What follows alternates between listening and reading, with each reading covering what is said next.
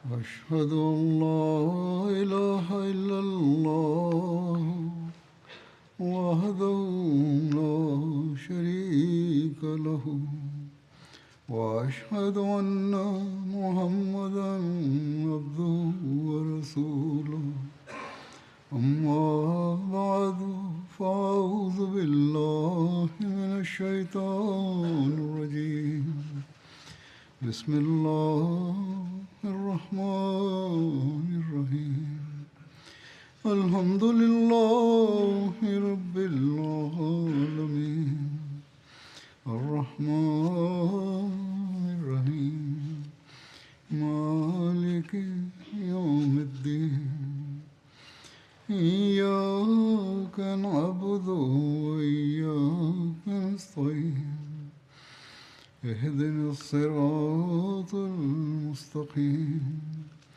صراط الذين أنعمت عليهم غير المغضوب عليهم ولا الضالين. Masih menjelaskan beberapa peristiwa setelah Perang Khaybar. Salah satunya adalah peristiwa perdamaian dengan penduduk Taimah. Taimah adalah suatu kota yang masyhur di jalan menuju Syam dari Madinah, yang terletak sekitar 400 km dari Madinah. Ketika orang-orang Yahudi Taimah mendengarkan kabar tentang keadaan Khaybar, Fadak, dan Wadiul Qura, mereka memilih untuk tidak melakukan perlawanan apapun terhadap umat Muslim. Sebaliknya, mereka mengirim utusan untuk menawarkan perdamaian yang kemudian diterima oleh Rasulullah SAW. Beliau mengizinkan orang-orang Yahudi di Taimah untuk tetap tinggal di wilayah mereka dengan harta benda mereka.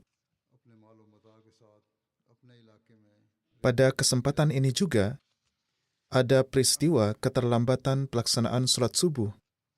Diriwayatkan dari Hazrat Abu Hurairah, ketika Rasulullah SAW kembali dari Ghazwah Khaybar.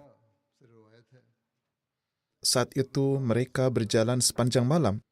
Ketika beliau merasa mengantuk, beliau berhenti untuk beristirahat di dekat Madinah dan memerintahkan Hazrat Bilal, "Jagalah waktu solat kita malam ini, yakni tetaplah waspada dan bangunkanlah kami saat waktu solat tiba." Kemudian Hazrat Bilal melaksanakan solat nafal sebanyak yang beliau mampu. Ia terus melaksanakan solat nafal sepanjang malam supaya tetap terjaga, sementara Rasulullah SAW dan para sahabat tertidur. Ketika waktu fajar mendekat, Hazrat Bilal bersandar pada tunggangannya menghadap ke arah terbitnya fajar. Namun rasa kantuk juga menguasainya saat ia bersandar pada untanya. Maka tidak ada yang terbangun, baik Rasulullah SAW, Bilal maupun para sahabat lainnya, hingga matahari menyinari mereka. Rasulullah SAW adalah yang pertama terbangun di antara mereka. Rasulullah SAW merasa khawatir dan berseru, "Wahai Bilal." Bilal menjawab, "Wahai Rasulullah, ayah ibuku pun berkorban untukmu. Ruh saya juga ditahan oleh zat yang sama yang menahan Anda." Rasulullah SAW memerintahkan semua untuk berangkat dari sana. Maka mereka pun menunggangi tunggangan mereka. Kemudian Rasulullah SAW berwudu. Setelah berjalan sedikit, beliau berhenti lagi, berwudu dan memerintahkan Hazrat Bilal untuk ikamat. Kemudian beliau memimpin solat subuh. Beliau SAW tidak solat di tempat beliau tidur, melainkan solat berjamaah di suatu tempat setelah berjalan sedikit. Setelah selesai solat, beliau bersabda, "Siapa saja yang lupa solatnya, ia hendaknya segera mengerjakannya ketika ia ingat, karena Allah berfirman, 'Dirikanlah solat untuk mengingatku.'" Perlu dijelaskan di sini bahwa peristiwa tertundanya solat subuh ini disebutkan dalam beberapa riwayat pertempuran. Sebagian menganggap hal ini sebagai peristiwa di Perang Tabuk. Sebagian lagi menyebutkannya di Hudaibiyah. Mungkin perawi keliru dan mencampurkan dengan peristiwa perang lainnya, atau mungkin kejadian ini terjadi lebih dari sekali. Bagaimanapun, Allah Maha Mengetahui. Dalam perjalanan kembali ke Madinah, para sahabat mengucapkan takbir dengan suara keras. Mengenai hal ini, Hazrat Abu Musa al-Ash'ari meriwayatkan, ketika kembali ke Madinah, orang-orang menaiki sebuah lembah dan mengeraskan suara mereka dengan takbir, Allahu Akbar, la ilaha illallah. Maka Rasulullah Shallallahu Alaihi Wasallam bersabda kepada mereka, pelankan suara kalian. Kalian tidak sedang memanggil kepada orang yang tuli atau yang tidak hadir. Allah adalah Maha Mendengar dan Maha Hadir. Maka gunakanlah suara yang sedang. Kalian menyeru kepada wujud yang Maha Mendengar dan Maha Dekat, dan Dia bersama kalian. Saya berkata, kata perawi, saya berada di belakang tunggangan Rasulullah Shallallahu Alaihi Wasallam. Lalu beliau mendengarku mengucapkan, La haula wa la quwata illa billah. Lalu beliau Shallallahu Alaihi Wasallam mendengar suara saya dan bersabda, Wahai Abdullah bin Qais. Saya lalu menjawab, saya hadir. Nama Abu Musa al-Ash'ari adalah Abdullah bin Qais. Maka saya berkata, saya hadir, wahai Rasulullah Sallallahu Alaihi Wasallam. Beliau bersabda, maukah aku beritahukan kepadamu sebuah kalimat yang merupakan salah satu perbendaharaan surga? Saya menjawab, tentu wahai Rasulullah Sallallahu Alaihi Wasallam. Ayah ibuku pun berkorban demi engkau. Mohon sampaikan. Beliau bersabda, La haula wa la quwata illa billah. Beliau bersabda, kalimat ini berarti bahwa tidak ada kekuatan dalam diri manusia untuk menghindari kejahatan dan tidak ada kekuatan dalam diri manusia untuk berbuat kebaikan kecuali dengan taufik dari Allah. Maka beliau mengarahkan perhatian pada hal ini dan bersabda, engkau sedang membaca kalimat ini, dan ini adalah kalimat yang sangat mulia dan mendekatkan kepada Allah Ta'ala. Alhasil, perjalanan menuju Madinah terus berlanjut. Pasukan Islam yang berangkat dari Madinah pada bulan Muharram, tahun 7 Hijriah kembali ke Madinah pada hari-hari terakhir perjalanan, atau awal bulan Rabiul Awal, dengan membawa karunia dan kemenangan yang berlimpah dari Allah Ta'ala. Terdapat perbedaan pendapat mengenai lamanya masa tinggal Rasulullah Sallallahu Alaihi Wasallam di Khaybar. Ibnu Abbas meriwayatkan Rasulullah Sallallahu Alaihi Wasallam tinggal di Khaybar 6 bulan. Selama masa itu, beliau menggabungkan 2 salat. Beberapa riwayat menyebutkan bahwa beliau Sallallahu Alaihi Wasallam tinggal di sana selama 40 hari. Kebanyakan riwayat cenderung menyebutkan masa tinggal yang lebih singkat. Kemenangan Khaybar memiliki banyak dampak yang sangat baik bagi umat Islam. Kemenangan Khaybar memiliki berbagai dampak. Pertama, banyak suku di sekitar Arab yang sebelumnya sibuk merencanakan serangan terhadap Islam dan umat Islam. Mereka menjadi ketakutan. Beberapa mengulurkan tangan untuk berdamai, sementara yang lain memilih untuk tunduk demi keselamatan mereka. Dengan demikian, martabat politik umat Islam pun meningkat. Kedua, kekuatan Yahudi di Jazirah Arab hampir sepenuhnya terhapus. Orang-orang Yahudi Madinah dan Khaybar dianggap sebagai simbol kekuatan ekonomi dan militer yang besar di wilayah Arab. Dan mereka telah meningkatkan permusuhan dan kebencian mereka terhadap Islam sedemikian rupa, sehingga hampir setiap pertempuran melawan umat Islam mendapat dukungan dari mereka. Ketiga, dampak yang sangat positif terhadap ekonomi umat Islam di Madinah. Hazrat Aisyah, Hazrat Abdullah bin Umar, dan sahabat lainnya menyatakan Setelah kemenangan Khaybar, pada akhirnya kita bisa makan makanan yang mengenyangkan. Sebelumnya, kami bahkan tidak bisa makan makanan yang mengenyangkan. Setelah Khaybar, umat Islam memiliki persediaan makanan dan minuman yang begitu banyak, sehingga mereka mengembalikan semua harta dan bagian kepada saudara-saudara Ansar mereka yang sebelumnya telah diberikan kepada saudara-saudara Muhajirin ketika mereka datang ke Madinah dalam keadaan miskin dan kesulitan setelah berhijrah dari Mekah. Dalam hal ini, ada sebuah riwayat yang sangat menarik dari Hazrat Anas yang juga mencakup semua rincian ini. Ia menuturkan, ketika kaum Muhajirin datang dari Mekah ke Madinah, mereka berada dalam keadaan yang tidak memiliki apa-apa, sementara kaum Ansar Madinah memiliki tanah dan ternak. Maka kaum Ansar membagi dengan cara mereka memberikan setengah dari hasil panen mereka setiap tahunnya kepada kaum Muhajirin. Ibunda Hazrat Anas mempersembahkan pohon kurma yang berbuah miliknya kepada Rasulullah SAW. Maka Rasulullah SAW memberikan pohon itu kepada Ummu Aiman.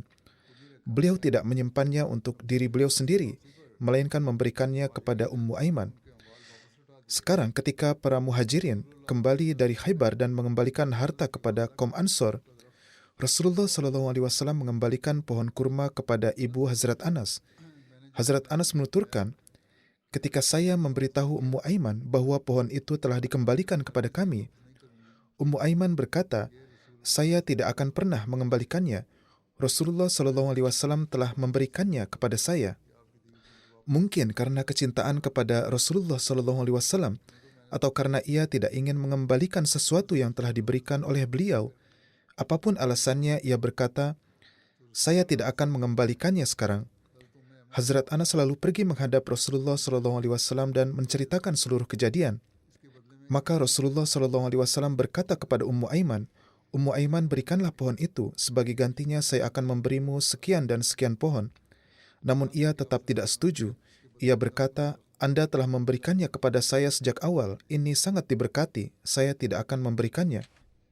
Hingga akhirnya beliau SAW memberikan 10 kali lipat pohon sebagai gantinya, barulah Ummu Aiman mengembalikan pohon tersebut. Dalam sejarah disebutkan tentang sebuah perang yang disebut Ghazwah Zatur Riqa. Ini disebut juga Ghazwah Muharib, Bani Sa'labah dan juga Ghazwah Bani Ammar. Karena perang ini terjadi melawan kabilah-kabilah tersebut. Ini juga dinamakan Ghazwah Zatul Ajaib, karena dalam perang ini terjadi banyak peristiwa menakjubkan atau mukjizat.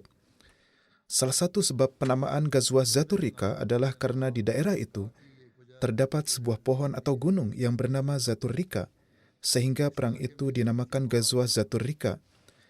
Sebab lain penamaan disampaikan oleh Hazrat Abu Musa Asy'ari. Saat itu para sahabat hanya memiliki sedikit tunggangan.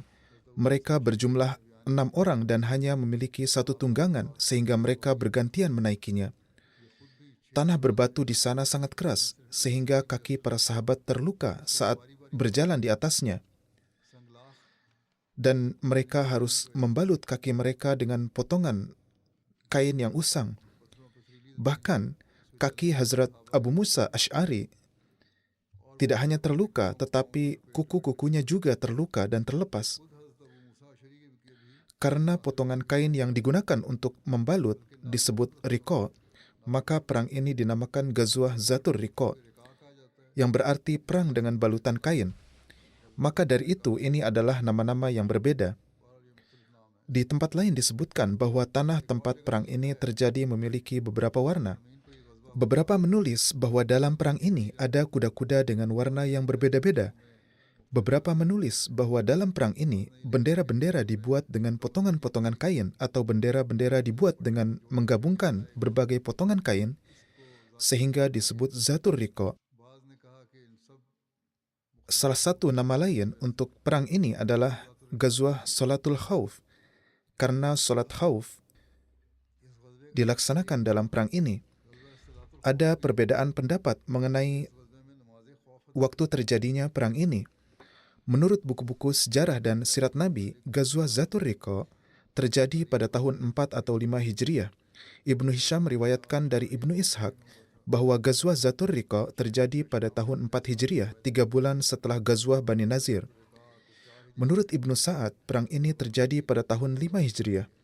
Sementara Imam Bukhari berdasarkan bukti yang kuat menyatakan bahwa perang ini terjadi setelah kemenangan Khaybar pada tahun 7 Hijriah.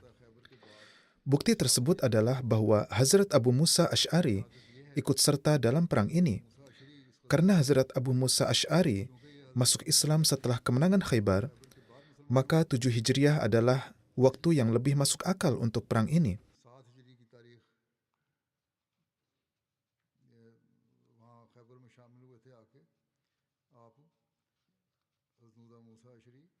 Hazrat Saibzada Mirza Bashir Ahmad dalam daftar isi untuk bagian terakhir buku beliau, Sirat Khatamun Nabiyyin, mencantumkan Ghazwah Zatur Riqa sebagai perang yang terjadi pada tahun 7 Hijriah setelah kemenangan Khaybar. Salah satu latar belakang misi ini adalah bahwa di wilayah Najd, beberapa orang secara berkala melakukan pencurian dan perampokan dan mengganggu para musafir. Orang-orang ini tidak menetap di satu tempat sehingga sulit untuk mengendalikan mereka. Nabi SAW memutuskan untuk mengambil tindakan yang ampuh melawan mereka. Sebab kedua dari misi ini adalah seorang pria datang ke Madinah membawa barang dagangannya. Ketika penduduk Madinah membeli barang darinya, ia mulai memberitahu orang-orang Muslim, Banu Ammar dan Banu Sa'labah telah mengumpulkan pasukan untuk melawan kalian, namun kalian lalai akan hal ini. Ketika berita ini sampai kepada Rasulullah SAW, beliau menunjuk seorang wakil beliau di Madinah dan mempersiapkan perjalanan. Ibnu Ishaq menyebutkan bahwa Hazrat Abu Dzar Al-Ghifari ditunjuk sebagai wakil, sementara Ibnu Sa'ad dan Ibnu Hisham mengatakan bahwa Hazrat Utsman bin Affan ditunjuk sebagai wakil. Alhasil, beliau SAW berangkat untuk perjalanan ini. Mengenai rincian misi ini dijelaskan lebih lanjut. Rasulullah SAW berangkat dari Madinah bersama 400 orang, atau menurut beberapa riwayat lain ada 700 atau 800 orang, dan tiba di Wadi Syukra. Wadi Syukra berjarak 2 hari perjalanan dari Madinah.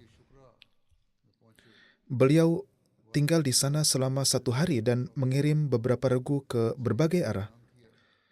Pada malam hari, semua regu kembali dan melaporkan bahwa mereka tidak melihat siapapun dan telah menghapus jejak kaki mereka. Setelah itu, Rasulullah SAW berangkat bersama mereka hingga tiba di Nakhl. Nakhl berjarak sekitar 62 mil dari Madinah. Ketika mereka mencapai tempat tinggal suku-suku tersebut, mereka tidak menemukan siapapun kecuali para wanita. Para wanita ditawan. Beberapa sejarawan tidak menyebutkan penangkapan wanita. Mereka mengatakan bahwa tidak ada penangkapan yang dilakukan dan orang-orang Arab pedalaman telah melarikan diri ke puncak-puncak gunung. Mereka mengamati seluruh pemandangan dari puncak-puncak gunung itu. Semua laki-laki mereka melarikan diri sementara para wanita tetap di sana. Menurut beberapa orang, mereka ditangkap, sementara menurut yang lain tidak. Pendapat yang lebih kuat adalah bahwa para wanita tidak ditangkap.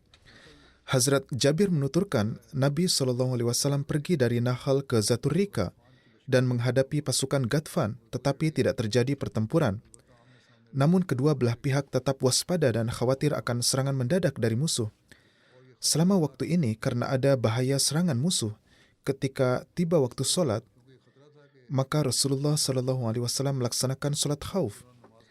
Ini adalah solat di mana sebagian orang bergabung dalam rakaat pertama, kemudian mundur, dan kelompok lainnya datang untuk bergabung dengan Rasulullah SAW dalam solat.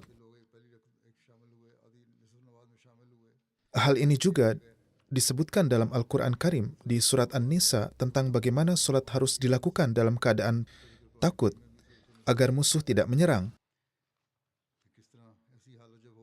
Baihaqi meriwayatkan dari Hazrat Jabir, Rasulullah SAW memimpin solat zuhur.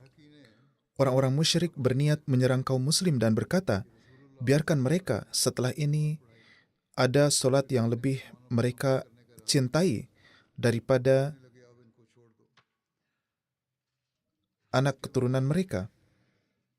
Jibril datang kepada Rasulullah SAW dan memberitahukan rencana musuh.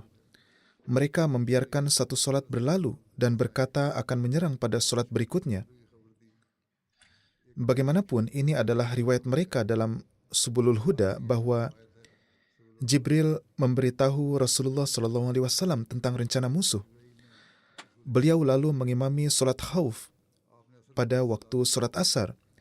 Ibnu Sa'ud menyatakan bahwa ini adalah solat khauf pertama yang beliau pimpin. Penafsir Sahih Bukhari yaitu Allamah Badruddin Aini yang menulis syarah atau penjelasan dari Sahih Bukhari menulis, ada perbedaan pendapat mengenai solat khauf, yakni tahun kapan perintah mengenai hal itu pertama kali diturunkan. Sebagian besar ulama berpendapat bahwa solat ini pertama kali dilaksanakan pada Perang Zatur Riqa. Namun ada perbedaan pendapat di antara ulama mengenai tahun turunnya perintah ini. Beberapa menyebutkan tahun ke-4 Hijriah, ada yang menyebutkan tahun ke-5, ke-6 atau ke-7 Hijriah. Menurut satu pendapat, solat khauf pertama kali dilaksanakan sebelum perang Badrul Ma'ud yang terjadi pada bulan Syawal tahun ke-4 Hijriah.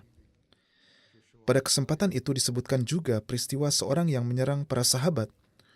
Rasulullah SAW beristirahat di suatu tempat saat itu pada suatu malam. Saat itu angin bertiup kencang. Beliau bertanya kepada para sahabat, siapa yang akan berjaga untuk kita malam ini? Maka Hazrat Abbad bin Bishr dan Hazrat Ammar bin Yasir berdiri dan berkata, kami akan berjaga untuk Anda. Setelah itu keduanya duduk di puncak lembah. Hazrat Abbad bin Bishr berkata kepada Hazrat Ammar bin Yasir, saya akan berjaga pada awal malam. Dan berkata, tidurlah dan berjagalah pada akhir malam sehingga saya bisa tidur. Maka Hazrat Ammar bin Yasir pun tidur, sementara Hazrat Abbad bin Bishr berdiri dan mulai melaksanakan solat. Saat ia sedang solat, diriwayatkan, pada malam itu seseorang dari pihak musuh melihatnya. Ia melihat bayangan Hazrat Abbad bin Bishr di lembah, yang saat itu beliau sedang solat dan bergerak. Orang itu berpikir bahwa ada seseorang dari kaum muslim yang sedang berjaga. Itulah yang mungkin dipikirkannya. Ia kemudian melepaskan anak panah, menganggap Hazrat Abbad sebagai musuh. Anak panah itu mengenai tubuh Hazrat Abbad bin Bishr. Hazrat Abbad sedang khusyuk dalam salatnya. Beliau mencabut anak panah tersebut dan membuangnya. Beliau tidak membatalkan salatnya, melainkan terus melanjutkannya setelah mencabut dan membuang anak panah itu. Orang itu kemudian melepaskan anak panah kedua. Anak panah itu juga mengenai tubuhnya. Hazrat Abbad mencabut dan membuang anak panah itu juga. Kemudian ketika orang itu melepaskan anak panah ketiga, darah Hazrat Abbad mengalir cukup banyak. Beliau menyelesaikan salatnya dan membangunkan Hazrat Ammar. Ketika orang itu melihat ada orang kedua, ia pun melarikan diri. Ketika Hazrat Ammar melihat Hazrat Abbad dalam keadaan terluka, ia bertanya, mengapa tidak membangunkan saya lebih awal? Hazrat Abbad menjawab, saya saat itu sedang membaca surat Al-Kahfi dan hati saya tidak ingin mengakhiri bacaan itu. Jadi ini adalah hubungan yang luar biasa dengan Allah Ta'ala. Bagaimana keikhlasan, kesetiaan dan kecintaan mereka dalam beribadah. Sahabat itu tidak peduli dengan lukanya. Dalam beberapa riwayat juga disebutkan bahwa anak panah mengenai Hazrat Ammar bin Yasir juga. Alhasil, setelah misi yang berlangsung 15 hari itu, Rasulullah SAW kembali ke Madinah dan mengutus Jual bin Surakah ke Madinah untuk menyampaikan kabar gembira tentang kemenangan kaum muslim kepada penduduk Madinah. Hazrat Jabir meriwayatkan ketika Rasulullah SAW singgah di tempat bernama Sirar yang berjarak 3 mil dari Madinah, beliau memerintahkan untuk menyembelih unta. Beliau tinggal di sana sepanjang hari dan kaum muslim juga bersama beliau. Ketika waktu sore tiba, Rasulullah SAW memasuki Madinah dan kami juga bersama beliau. Dalam perang ini juga terjadi beberapa mukjizat. Seperti yang telah disebutkan sebelumnya bahwa perang ini juga disebut perang mukjizat. Salah satu peristiwa terkenal adalah ketika musuh menghunus pedang kepada Rasulullah SAW. Hazrat Jabir menuturkan, saya pergi bersama Rasulullah SAW dalam sebuah perang ke arah Najd. Orang-orang tiba di sebuah lembah yang penuh dengan duri di waktu siang. Rasulullah SAW berhenti ketika hari sudah siang dan orang-orang mulai mencari tempat berteduh di bawah pohon-pohon di sekitar sana. Sementara Rasulullah SAW beristirahat di bawah pohon kikar, beliau menggantungkan pedang. Hazrat Jabir menuturkan, kami tidur sejenak, lalu kami melihat Rasulullah SAW memanggil kami. Kami mendatangi beliau dan melihat seorang Arab Badui duduk di dekat beliau. Rasulullah SAW bersabda, orang ini mengambil pedangku ketika aku sedang tidur. Aku terbangun dan pedang itu terhunus di tangannya. Ia berkata kepadaku, siapa yang akan menyelamatkanmu dariku? Aku menjawab Allah. Lalu ia memasukkan pedang itu kembali ke sarungnya dan inilah ia yang sedang duduk. Beliau SAW tidak memberikan hukuman kepada penyerang itu. Nama orang itu disebutkan sebagai Gaurath bin Harith. Sebagian menyebutnya Gaurak. Sebagian lain juga menyebutnya Guairith. Mengenai orang ini juga diriwayatkan bahwa ia lalu memeluk Islam. Ada juga yang meriwayatkan bahwa ia tidak memeluk Islam, namun ia berjanji kepada Rasulullah SAW bahwa ia tidak akan pernah lagi menentang beliau di masa depan. Dalam riwayat-riwayat juga terdapat kisah lain tentang seseorang yang menghunus pedang terhadap Rasulullah SAW dan menyebutkan serangan seseorang bernama Dasur terhadap Rasulullah SAW. Beberapa ulama menganggap kedua kejadian ini sebagai satu peristiwa yang sama, sementara yang lain menganggapnya sebagai dua peristiwa yang terpisah. Kejadian serangan Dasur terjadi pada tahun ketiga Hijriah saat kembali dari Ghazwah Zi Amr atau Ghazwah Bani Ghatfan. Kejadiannya adalah ketika kaum musyrik melihat Rasulullah SAW berbaring sendirian di suatu tempat. Mereka mendatangi pemimpin mereka, Dasur. Orang ini adalah orang yang paling berani di antara mereka. Kaum musyrik berkata kepadanya, saat ini Muhammad SAW sedang berbaring sendirian, sekarang adalah tugasmu untuk mengakhirinya. Dalam sebuah riwayat disebutkan, ketika Dasur sendiri melihat Rasulullah SAW berbaring sendirian di sana, ia berkata, jika saat ini pun aku tidak membunuh Muhammad SAW, semoga Tuhan sendiri yang akan menghancurkanku. Kemudian setelah mengatakan ini, Dasur berjalan dengan pedang terhunus dan berhenti tepat di dekat kepala Rasulullah SAW. Kemudian tiba-tiba ia menyapa beliau dan berkata, hari ini, atau ia berkata, saat ini siapa yang bisa menyelamatkanmu dari tanganku? Rasulullah SAW dengan tenang menjawab, Allah akan menyelamatkanku darimu. Mendengar ini, ia terjatuh ke tanah dan pedangnya terlepas dari tangannya. Rasulullah SAW segera mengambil pedangnya dan berkata kepadanya, sekarang siapa yang akan menyelamatkanmu dariku? Dasur menjawab, tidak ada yang bisa menyelamatkanku sekarang. Dan aku bersaksi bahwa tidak ada Tuhan selain Allah, dan Muhammad adalah Rasul Allah.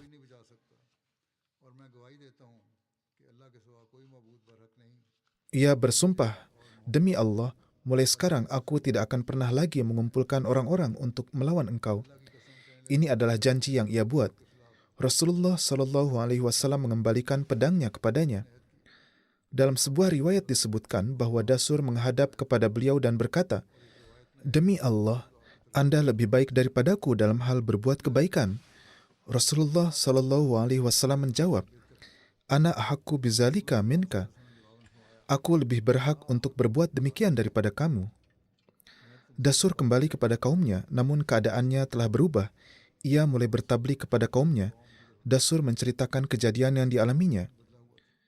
Bagaimana ia terjatuh? Ia menggambarkan peristiwa jatuhnya dengan mengatakan, aku melihat seorang pria yang bertubuh tinggi di sana. Ketika saya berdiri di sana dengan pedang terhunus, saya melihat seorang pria yang bertumbuh sangat tinggi datang. Ia mendorongku sehingga aku terjatuh terlentang.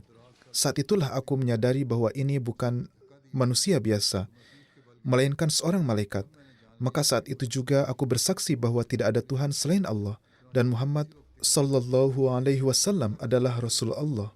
Ia berkata, "Demi Allah, aku tidak akan pernah lagi melakukan gerakan apapun melawan mereka." Setelah itu ia mulai mengajak kaumnya kepada Islam. Di sana juga terjadi peristiwa tentang seekor burung. Diriwayatkan dari Hazrat Jabir, kami bersama Rasulullah Shallallahu Alaihi Wasallam. Salah seorang sahabat datang membawa anak burung dan Rasulullah Shallallahu Alaihi Wasallam sedang memandanginya. Induk burung itu atau ayahnya atau salah satu dari keduanya, karena mungkin keduanya ada di sana, menjatuhkan dirinya di hadapan sahabat yang telah menangkap anaknya. Burung itu datang dan jatuh di hadapan mereka, yakni burung dewasa yang merupakan induk atau ayahnya. Hazrat Jabir menuturkan, saya melihat orang-orang terheran-heran melihat keadaan ini. Mereka sangat takjub dengan apa yang terjadi. Bagaimana bisa burung ini datang dan menyerahkan diri? Maka Rasulullah Shallallahu Alaihi Wasallam bersabda, apakah kalian heran dengan burung ini? Mengapa ia menyerahkan nyawanya demi anaknya?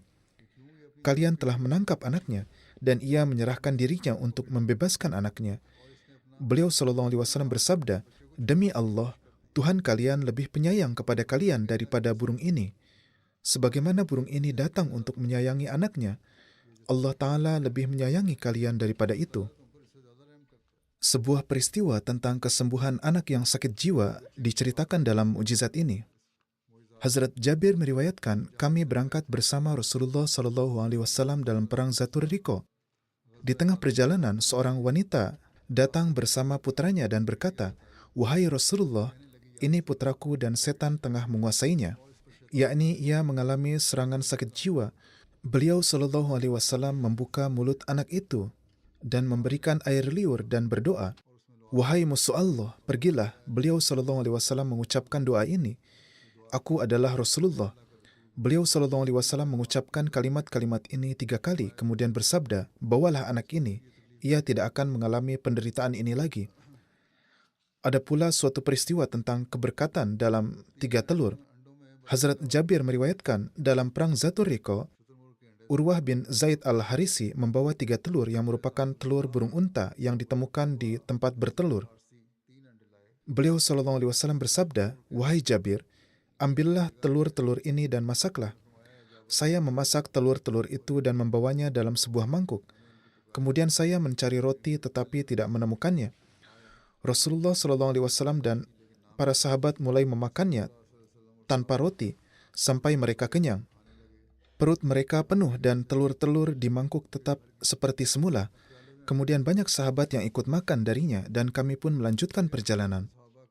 Pada kesempatan ini juga disebutkan kisah tentang seekor unta yang mengadu tentang pemiliknya. Diriwayatkan dari Hazrat Jabir, kami kembali dari perang Zatur Riqah hingga kami tiba di Harrah. Lalu tiba-tiba seekor unta datang dengan cepat dan mulai meringkik. Maka Rasulullah Shallallahu Alaihi Wasallam bersabda, tahukah kalian apa yang dikatakan oleh unta ini? Unta ini mengadu kepadaku tentang tuannya. Tuannya telah mempekerjakannya selama bertahun-tahun dan sekarang ia berniat untuk menyembelihnya. Wahai Jabir, pergilah ke pemiliknya dan bawalah ia kepadaku. Hazrat Jabir berkata, saya tidak mengenali siapa pemiliknya. Beliau Shallallahu Alaihi Wasallam bersabda, unta itu akan menunjukkanmu kepada pemiliknya. Lepaskanlah unta itu, ia akan pergi ke sana sendiri kepada pemiliknya. Maka unta itu membawa mereka pergi hingga sampai ke pemiliknya. Hazrat Jabir berkata, saya membawanya kepada beliau Shallallahu Alaihi Wasallam. Lalu beliau Shallallahu Alaihi Wasallam berbicara tentang unta itu. Rasulullah Shallallahu Alaihi Wasallam bersabda, juallah unta ini kepadaku. Orang ini menjual unta tersebut kepada beliau Shallallahu Alaihi Wasallam. Beliau Shallallahu Alaihi Wasallam melepaskannya untuk merumput di hutan. Pada kesempatan ini juga disebutkan kisah tentang hilangnya unta Hazrat Jabir. Diriwayatkan dari Hazrat Jabir, pada suatu malam yang gelap, unta saya hilang. Saya melewati Rasulullah SAW lalu beliau bertanya, "Apa yang terjadi?" Saya menjawab, "Wahai Rasulullah, unta saya hilang." Beliau bersabda, "Untamu ada di suatu tempat. Pergilah dan tangkaplah ia." Saya pun pergi ke arah yang dimaksud tetapi tidak menemukan unta tersebut. Saya kembali dan beliau SAW mengatakan hal yang sama. Saya pergi lagi dan beliau SAW kembali memberitahukan saya dengan cara yang sama. Hazrat Jabir menuturkan, saya pergi lagi tetapi tidak menemukan unta itu. Jadi saya kembali, kemudian beliau SAW dengan penuh kasih sayang berkata, "Mari ikutlah bersamaku." Beliau pergi bersamaku sampai kami tiba di tempat unta itu berada dan beliau menyerahkan unta itu kepadaku. Ada juga kisah tentang unta Hazrat Jabir yang lamban.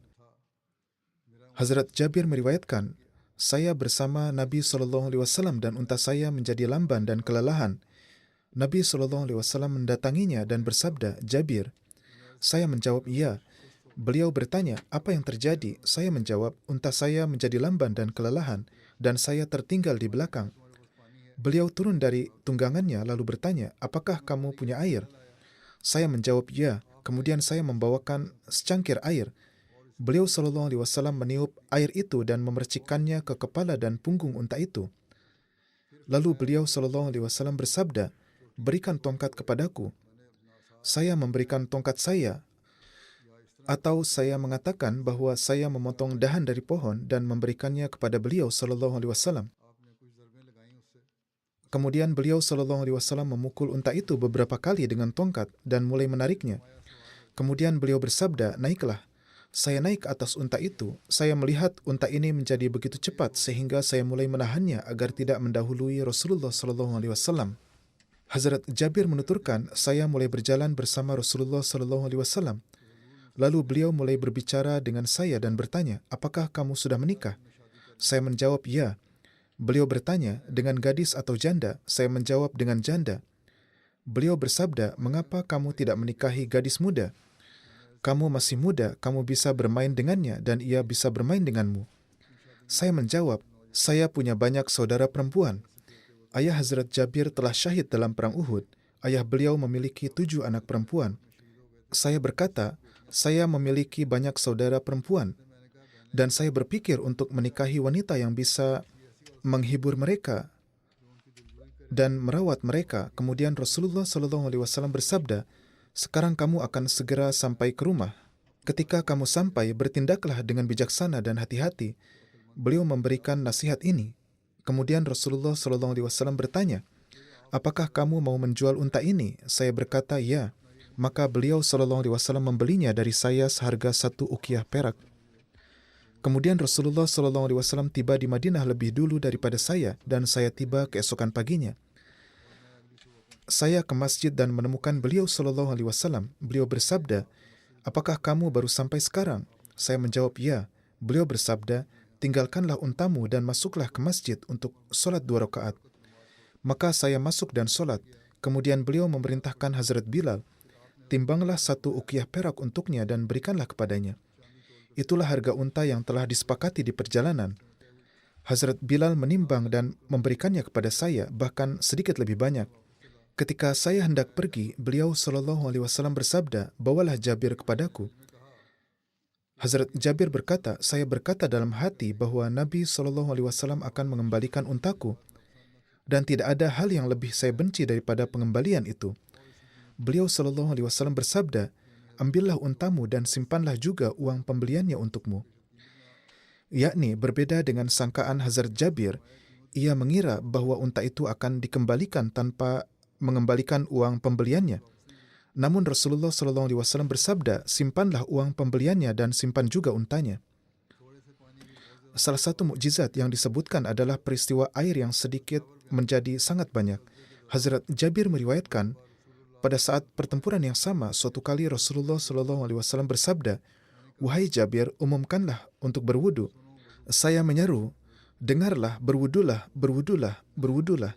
Saya telah mengumumkan hal ini kepada orang-orang. Hazrat Jabir berkata, saya berkata kepada Rasulullah SAW bahwa tidak ada setetes air pun yang tersisa di rombongan saat itu. Beliau SAW bersabda, "Pergilah ke arah si fulan Dan lihatlah apakah ada sesuatu di dalam kantung airnya. Hazrat Jabir berkata, saya pergi ke arahnya dan melihat ke dalamnya. Hanya ada setetes air di salah satu kantung airnya. Artinya hanya ada sedikit sekali air yang ada. Jika saya menuangkannya, tempat air pun akan kering. Jadi itu sangat sedikit sehingga sulit untuk mengeluarkannya dari sana. Kemudian saya datang kepada Rasulullah SAW dan berkata, wahai Rasulullah, saya hanya menemukan setetes air di kantung itu. Beliau bersabda, bawalah itu kepadaku. Saya membawanya kepada beliau. Beliau mengambilnya dan mulai mengucapkan sesuatu. Beliau SAW berdoa. Saya tidak tahu apa yang beliau ucapkan. Beliau terus menekan dengan tangannya. Kemudian beliau memberikannya kepada saya dan bersabda, wahai Jabir, bawalah sebuah bejana besar. Maka saya membawakan bejana dan meletakkannya di hadapan beliau. Rasulullah SAW mengangkat tangannya ke dalam bejana ini, lalu membukanya dan merenggangkan jari-jari beliau, yaitu membentangkan tangan di dalam bejana. Kemudian meletakkan tangan di dasar bejana. Pertama-tama beliau merentangkan tangan, kemudian menurunkan tangan sampai ke dasar dan bersabda, wahai Jabir, ambillah dan tuangkanlah ke tanganku dan bacalah basmalah. Tuangkanlah tetes-tetes air yang ada ke tanganku. Saya pun menuangkannya ke tangan beliau dan membaca basmalah. Saya melihat air mulai memancar seperti mata air di antara jari-jari beliau, hingga bejana itu pun penuh. Beliau SAW bersabda, wahai Jabir, panggillah setiap orang yang membutuhkan air. Orang-orang pun datang dan minum air hingga mereka puas. Saya bertanya, apakah masih ada yang membutuhkan? Kemudian Rasulullah SAW mengeluarkan tangannya dari bejana dan bejana itu penuh. Mengenai mukjizat Rasulullah SAW, Hazrat Aqdas Masih Maud alaihissalam bersabda, dalam derajat lika ini, terkadang manusia melakukan hal-hal yang tampak melampaui kekuatan manusiawi dan memiliki warna kekuatan ilahi di dalamnya.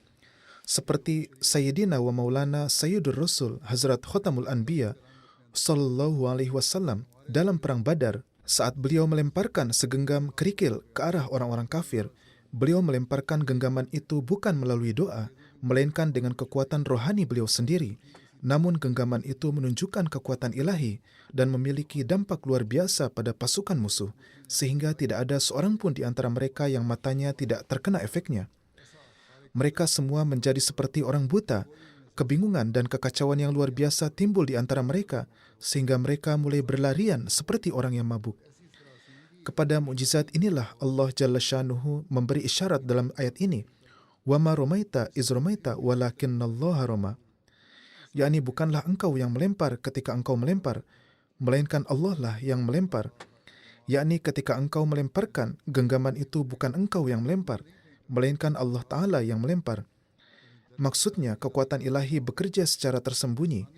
Ini bukanlah pekerjaan kekuatan manusia. Demikian pula mukjizat lain Rasulullah SAW, yaitu pembelahan bulan, yaitu Syakul Kamar. Ini juga terjadi dengan kekuatan ilahi yang sama, di mana tidak ada doa yang menyertainya, karena ini terjadi hanya dengan isyarat jari yang dibaliknya dipenuhi dengan kekuatan ilahi. Masih banyak lagi mukjizat serupa yang ditunjukkan oleh Rasulullah SAW semata-mata sebagai kekuatan pribadi beliau, tanpa disertai doa tertentu.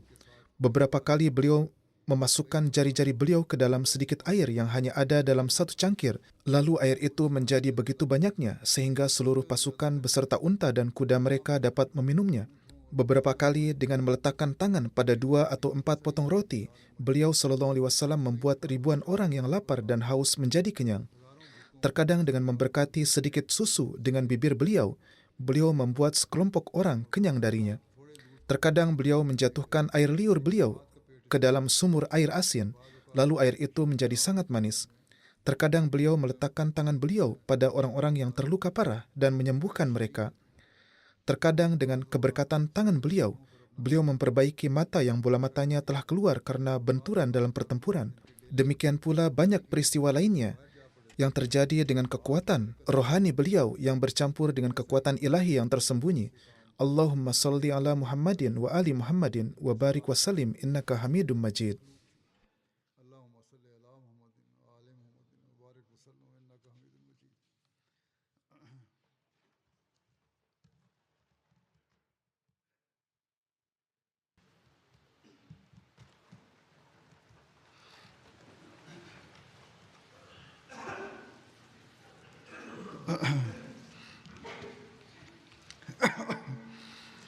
الحمد لله الحمد لله نحمده ونستعينه ونستغفره ونؤمن به ونتوكل عليه ونعوذ بالله من شرور أنفسنا ومن سيئات أعمالنا من يهده الله فلا مضل له ومن يضلل فلا هادي له ونشهد أن لا إله إلا الله ونشهد أن محمدا عبده ورسوله عباد الله رحمكم الله إن الله يأمر بالعدل والإحسان وإيتاء ذي القربى وينهى عن الفحشاء والمنكر والبغي يعظكم لعلكم تذكرون اذكروا الله يذكركم وادعوه يستجب لكم ولذكر الله أكبر